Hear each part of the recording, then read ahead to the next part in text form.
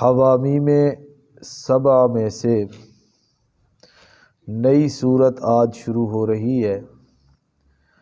اس صورت کا نام ہے سورۃ الدخان۔ دخان، حامیم دخان اس کو کہتے ہیں۔ دخان کا لفظ اس صورت کے اندر آیا ہے، فَارْتَقِبْ یوم تأتی السماء بدخان مبین۔ تو اس مناسبت سے سورت کا نام بھی رکھ دیا گیا سورۃ الدخان۔ دخان کا معنی ہے دھواں، دھواں۔ اس کو عربی زبان میں کیا کہتے ہیں؟ دخان۔ عربی زبان میں کہتے ہیں تدخین، اسی دخان سے ہے۔ تدخین، سگریٹ نوشی، دھواں پھیلانا۔ تو اس کا اندر لفظ ہے دخان کا، اس لیے اس سورت کا نام سورۃ الدخان ہے۔ یہ قرآن مجید کی ساری آیات ہی فضیلت والی ہیں، ساری آیات ہی رحمت والی ہیں، لیکن کچھ صورتوں کی یا کچھ آیات کی خصوصی طور پر فضیلت احادیث مبارکہ کے اندر نبی پاک صلی اللہ علیہ وسلم کی زبانی منقول اور موصول۔ تو سورۃ الدخان کے بارے میں احادیث میں ہے کہ جو بندہ جمعہ کی رات کو، جمعہ کی رات یا جمعہ کے دن اس سورت کی تلاوت کرتا ہے تو اس آدمی کے لیے بہت زیادہ اجر اللہ رب العزت لکھتے ہیں۔ اور ایک روایت یہ بھی موجود ہے کہ جو بندہ رات کے وقت سورۃ الدخان کی تلاوت کرتا ہے ہر رات کو، تو ہر روز جس رات کو تلاوت کرتا ہے اگلا سارا دن اس آدمی کے لیے 70,000 فرشتے مغفرت کی دعا کرتے رہتے ہیں۔ 70,000 فرشتے اس آدمی کے لیے مغفرت کی دعا کرتے رہتے ہیں۔ یہ جو لفظ بولا جاتا ہے نا 70,000، 70,000، اس سے مراد یہ نہیں ہے کہ 70,000 ہی ہے، بلکہ یہ 70,000 کا لفظ بولا جاتا ہے کثرت کے لیے۔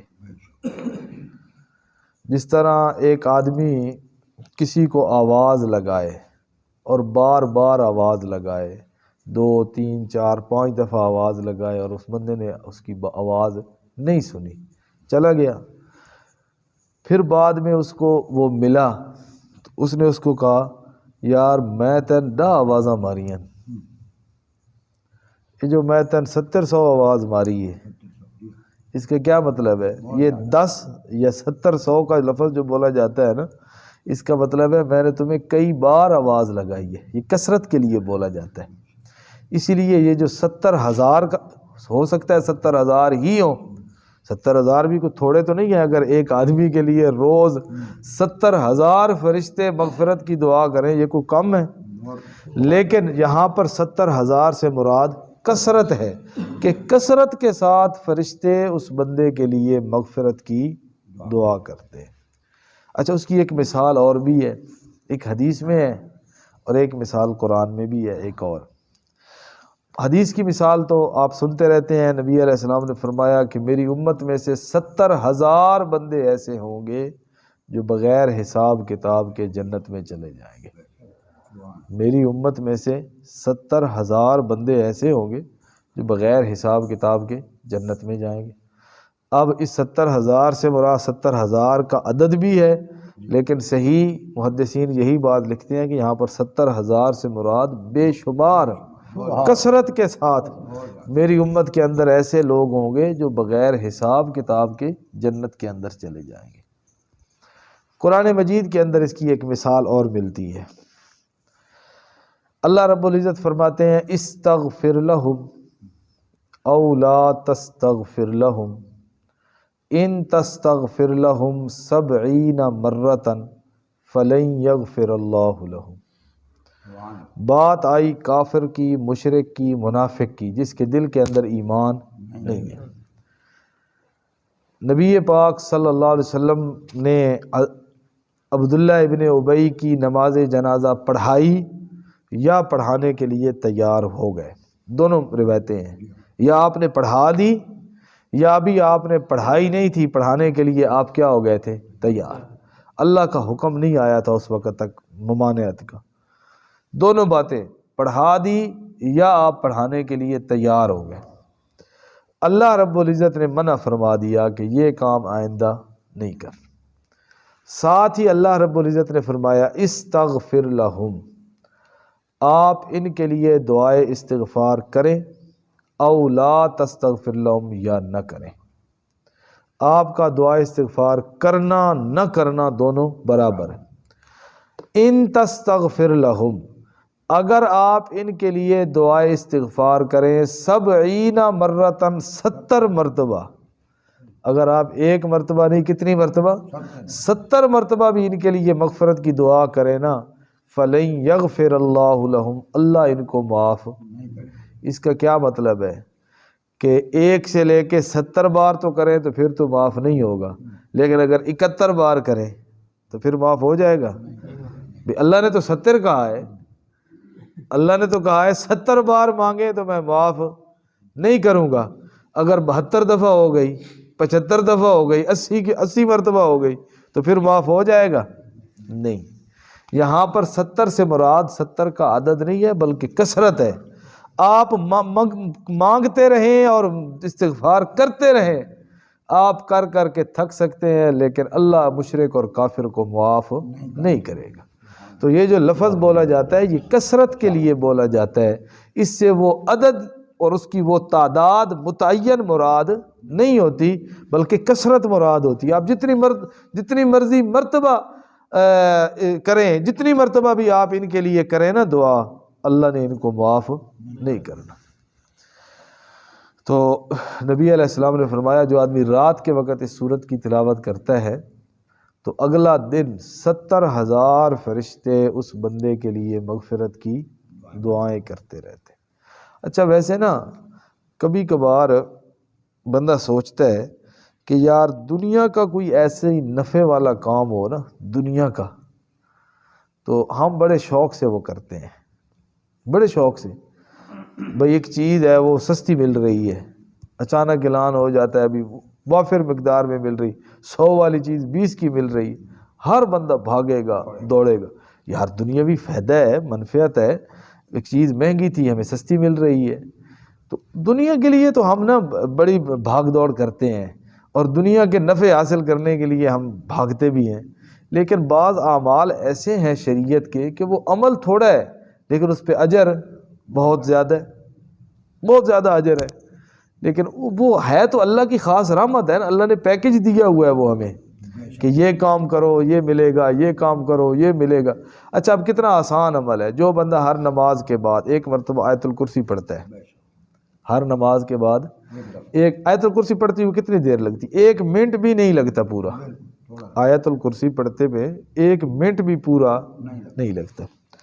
نبی علیہ السلام نے فرمایا جو بندہ ہر نماز کے بعد آیت الکرسی پڑھ لیتا ہے نا تو اس آدمی اور جنت کے درمیان صرف جو رکاوٹ ہے وہ موت ہے، بس یہی موت کا دن ہے، ادھر اس پہ موت آنی ہے اور اللہ تعالیٰ اس آدمی کو جنت کے اندر بھیج دیں گے۔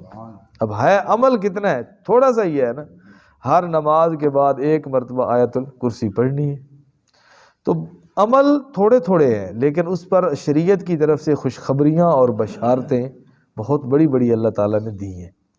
اسی طرح ترمذی شریف کے اندر ایک حدیث ملتی ہے کہ جو آدمی اعوذ باللہ السمیع العلیم من الشیطان الرجیم یہ 3 مرتبہ پڑھتا ہے اور پھر اس کے بعد سورۃ الحشر کی آخری 3 آیتیں هو اللہ الذی لا الہ الا هو عالم الغیب والشہادہ هو الرحمن الرحیم، یہ آخری 3 آیتیں یہ بندہ پڑھ لیتا ہے۔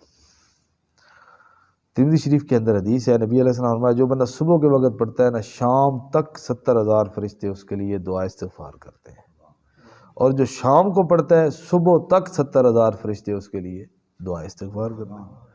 اب اس عمل کے کرنے میں 1 یا 2 منٹ لگتے ہیں لیکن 1 یا 2 منٹ لگ گئے اور سارا دن فرشتے اس کے لیے دعا کرتے رہے اور مغفرت کی دعا کرتے رہے، تو کتنا آسان اور کتنا نفع والا سودا ہے جو ہم نہیں کرتے۔ یہ دعا ہے بسم اللہ الذی لا یضر مع اسمہ شیء فی الارض ولا فی السماء وہو السمیع العلیم۔ جو بندہ صبح کے وقت یہ پڑھ لیتا ہے 3 مرتبہ، سارا دن ناگہانی آفتوں سے بچا رہتا ہے۔ ناگہانی، اچانک کی آنے والی جو مصیبتیں، ناگہانی آفات سے وہ بندہ محفوظ رہتا ہے۔ تو اسی طرح جو ہے نا اعمال ہیں، وظائف ہیں، بندہ اپنے فرائض بھی پورے کرے، بندہ اپنا عقیدہ نظریہ بھی درست رکھے، اور اس کے بعد یہ وظائف ہیں، یہ عملیات ہیں۔ یہ جو لوگ کہتے ہیں نا جی ہمیں کوئی عمل بتلاؤ، ہمیں کوئی وظیفہ بتاؤ، ہم فلاں کام کے لیے بتاؤ، فلاں کام کے لیے، تو جو مولویوں اور پیروں کے بتائے ہوئے وظیفوں کو تو ہم بڑا شوق سے کر لیتے ہیں، لیکن جو وظیفے اللہ نے بتائے، اللہ کے پاک پیغمبر نے بتلائے، تو ان پہ بھی کم از کم بندہ ایمان یقین رکھ کے بندہ وہ بھی ان کو بھی بندہ پورا کرے نا، تو یقیناً جو انہوں نے فضائل اس کے بتلائے ہیں وہ ضرور بضرور نصیب ہوتے ہیں۔ اسی طرح جو ہے نا یہ وظائف یا یہ عملیات جو بتائے جاتے ہیں، بالخصوص جو احادیث کے اندر ہیں، جو قرآن مجید کے اندر ہیں، جو کسی صحابی کا مجرب عمل ہے، اس کے کرنے میں کوئی حرج بھی نہیں، اور جو اس سے نتائج اور جو اس کی برکات وہ بیان کرتے ہیں، وہ بندہ اگر ایمان یقین کامل کے ساتھ وہ کرے تو وہ بندے کو برکات حاصل بھی ہوتی ہے، یقینی طور پر حاصل ہوتی ہے۔ ایک چھوٹا سا عمل ہے کہ بندہ سفر پہ جانے لگتا ہے نا، تو 3 کلمہ سبحان اللہ والحمدللہ یہ مکمل، اور اس کے بعد آگے آیت آ رہی ہے وما قدر اللہ حق قدرہ والارض جمیعا قبضتہ یوم القیامہ والسماوات مطویات بیمینہ سبحانہ وتعالی عما یشرکون۔ یہ ایک آیت اور 3 کلمہ، جو بندہ یہ پڑھ کے سفر پہ نکلتا ہے نا، نبی پاک صلی اللہ علیہ وسلم کے صحابی بیان کرتے ہیں اس آدمی کو سفر کے اندر کوئی بھی نقصان نہیں ہوگا۔ اور اگلی بات وہ کہتے ہیں اگر کوئی نقصان ہو جائے تو قیامت کے دن مجھ سے لے لینا۔ کتنی بڑی ضمانت ہے، بندہ کسی کو کہتے نہیں ہے یار تو چپ کر کے یہ کام کر، کچھ ہو گیا تو میں ذمہ دار ہوں، وہ صحابی کہتے ہیں اس آدمی کو سفر کے اندر کوئی نقصان نہیں ہوگا، اگر ہو گیا نا تو قیامت کے دن مجھ سے لے لینا، یعنی یقین کامل کے ساتھ بندے کو یہ کام کرنا۔ اب سورہ ملک ہے، 2 رکوع ہیں، صرف 2 رکوع ہیں۔ نبی علیہ السلام نے فرمایا جو بندہ رات کو سورہ ملک کی تلاوت کر کے سوتا ہے اللہ تعالیٰ اس کو قبر کے عذاب سے بچائیں گے۔ عمل تھوڑا سا ہے اور اس پر فوائد کتنے بڑے ہیں کہ عذاب قبر سے بندہ بچ جائے، قبر کے عذاب سے بچے۔ سورہ واقعہ، جو بندہ شام کے وقت سورہ واقعہ پڑھتا ہے اللہ تعالیٰ اس کو فقر و فاقہ سے محفوظ فرماتے ہیں، غربت اور تنگ دستی اور مفلسی سے اور فقر و فاقہ سے اللہ تعالیٰ اس کی حفاظت فرماتے ہیں۔ جو بندہ عشاء کی نماز پڑھ کے کھلے آسمان کے نیچے بیٹھ کے 25ویں پارے کا رکوع ختم ہو رہا ہے اللہ لطیف بعبادہ یرزق من یشاء وہو القوی العزیز، روزانہ 100 مرتبہ پڑھتا ہے، اللہ تعالیٰ اس پر رزق کے دروازے کھول دیتے ہیں۔ حضرت علی رضی اللہ تعالیٰ عنہ نے فرمایا کہ جو بندہ جس بندے کے اوپر قرض ہو اور وہ یہ پڑھے اللہم اکفنی بحلالک عن حرامک واغننی بفضلک عمن سواک، کثرت کے ساتھ پڑھے، اللہ اس کے قرض کی ادائیگی کے اسباب یوں پیدا فرماتے ہیں کہ اس بندے کو پتہ ہی نہیں چلتا اس کا سارا قرض ادا ہو جاتا ہے۔ تو کتنی آسان باتیں ہیں، بندے کا ایمان عقیدہ درست ہو، بندہ فرائض کی پابندی کرنے والا ہو، اور پھر اس کے ساتھ بندہ یہ کام کرے تو کتنے اللہ بھی راضی، ثواب کا ثواب، اور اس اخروی فائدہ بھی اور دنیاوی فائدہ بھی۔ اللہ پاک عمل کی